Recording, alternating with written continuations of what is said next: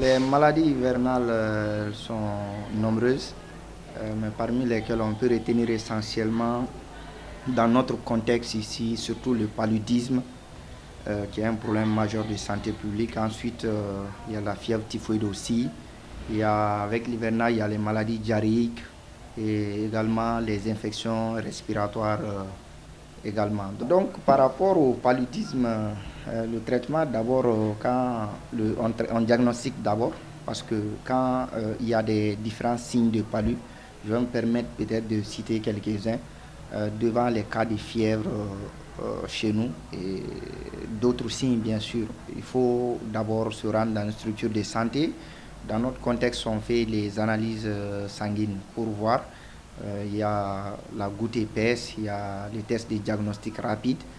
Donc nous faisions pour déterminer si il y a le paludisme ou pas, parce que tout cas de fièvre n'est pas forcément le paludisme. Bon, une fois qu'on diagnostique le palu, donc le traitement de désordre, parce qu'on classe le paludisme en deux types, il y a le palu grave et il y a le paludisme simple aussi. Je voudrais quand même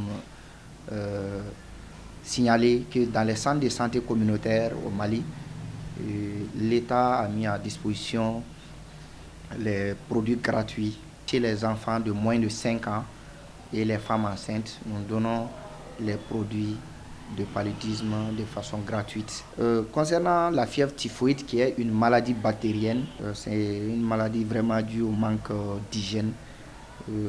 Voilà, donc le traitement est essentiellement basé sur l'administration des antibiotiques. Voilà, donc contre le paludisme, nous ne cesserons de le dire, il faut vraiment les mesures d'hygiène, d'assainissement.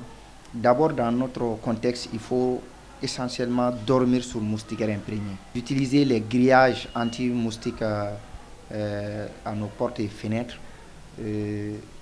Utiliser les insecticides contre les moustiques. Il y a la vaccination contre la fièvre typhoïde. Également, concernant le paludisme, il y a des vaccins qui sont en phase d'expérimentation, mais qui ne sont pas pour le moment sur le marché. Bon, pendant les périodes d'hivernage, les médicaments les plus vendus, ça c'est les antipaludins. Puis les paracétamol. Oui, il y a les antibiotiques, effectivement. Les antidouleurs, dont les fièvres. Au niveau